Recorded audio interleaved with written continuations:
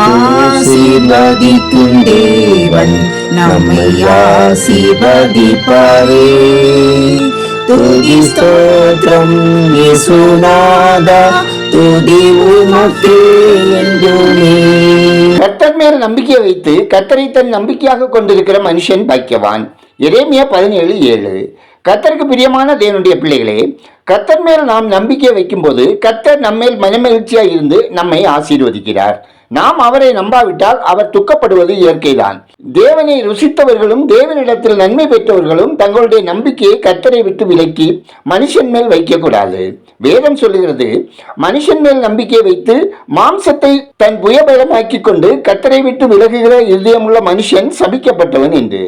பெலிஸ்தர் எல்லோரும் தங்களுடைய நம்பிக்கையை கோலியாத் மேல் வைத்திருந்தார்கள்.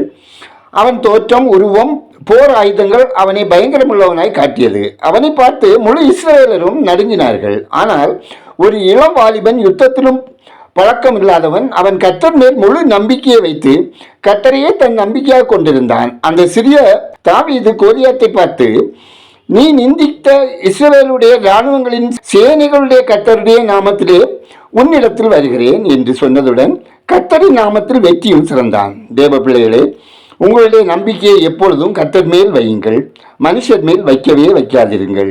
ஐஸ்வர்யத்திலும் பணத்திலும் உங்களுடைய சிந்தையை வைக்காதீர்கள். அகங்காரிகளையும் பொய்யை சார்ந்திருக்கிறவர்களையும் நோக்காமல் கர்த்தரையே தன் நம்பிக்கையாக வைக்கிற மனுஷன் பாக்கியவான். ஏனென்றால் தேவன் உண்மை உள்ளவர், வாக்கு மாறாதவர், பொய் உரையாதவர். தேவ பிள்ளைகளே, கர்த்தர் மேல் நம்பிக்கையாக இருக்கிற நீங்கள் உண்மையிலே பாக்கியவான்கள். ஜெபம் செய்வோம். சர்வலோகத்தின் அதிபதியாகிய பரமபிதாவே, ஆண்டவரே, அனுதினம் எங்கள் வழியை உமக்கு ஒப்புவித்து நீரே காரியத்தை வாக்கிய பண்ணினீர் என்ற நம்பிக்கையில் நிலைத்திருக்க உங்க கிருபை எங்களுக்கு தந்தர்ல ஜெபிக்கிறோம். நல்ல தகப்பனே, சரீர பிரகாரமாகவும் ஆவிக்குரிய பிரகாரமாகவும் எங்களுக்கு ஏற்பட்ட குறைகளில் எல்லாம் நீர் போதுமானவராயிருந்தீர். உமக்கு நன்றி சொல்லுகிறோம்.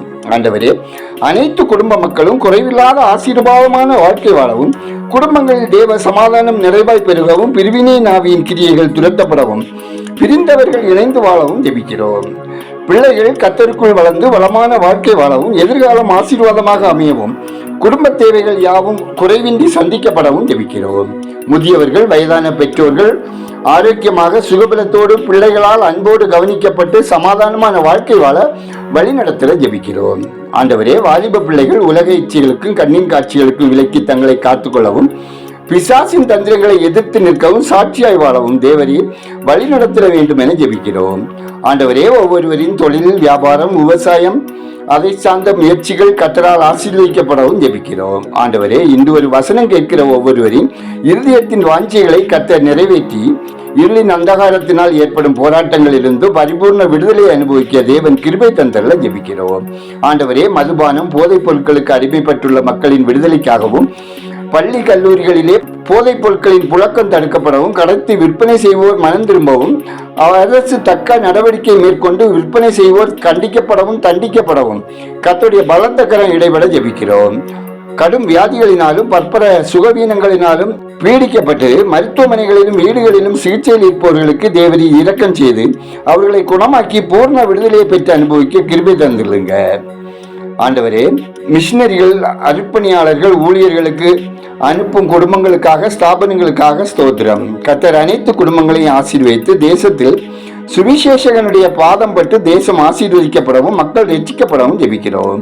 கர்த்தாவே, நீதித்துறை தேசத்தில் நேர்மையாக செயல்படவும், நீதிபதிகளும் வழக்கறிஞர்களும் உத்தமமாக நடந்து கொள்ளவும், நீதி நிலைத்து நிற்கவும் ஜெபிக்கிறோம்.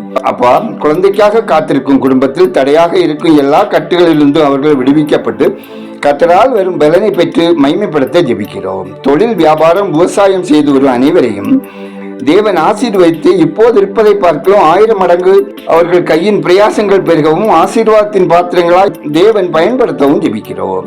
பிரசவத்துக்காக காத்திருக்கும் கர்ப்பஸ்திரீகளை தேவன் ஆசீர்வதித்து குறித்த காலத்தில் தாயும் சேயுமாக சுகபத்திரமாய் எல்லா தீங்கும் விலக்கி பாதுகாக்க ஜெபிக்கிறோம். சமூக வலைத்தள பாவங்களிலும் ஆன்லைன் சூதாட்டங்களில் சிக்கி வாழ்க்கையை நாசமாக்கி கொண்டிருக்கும் மக்கள் மனம் திரும்பவும் ரட்சிக்கப்படவும் ஜெபிக்கிறோம். குடும்பங்களில் திருமணத்துக்காக காத்திருக்கும் சகோதர சகோதரிகளுக்கு திருமணம் கைகூடியறச் செய்து ஆசீர்வதிக்க ஜெபிக்கிறோம். ஆண்டவரே, அளவு கடந்த கடன் பாரத்தினால் சிக்கி தவிக்கிற மக்கள் மீட்கப்படவும், கடனை செலுத்தி தீர்க்கவும் தேவன் வழிநடத்திட ஜெபிக்கிறோம். எங்கள் ஜெபத்தை கேட்பவரே, அதற்கேற்ற பதில் தருகிறவரே, உமக்கு நன்றி சொல்லுகிறோம். துதிகனமையுமே உமக்கே செலுத்துகிறோம். இயேசுவின் நாமத்தில் ஜெபிக்கிறோம் எங்கள் ஜெபங்களும் நல்ல பிதாவே, ஆமீன்.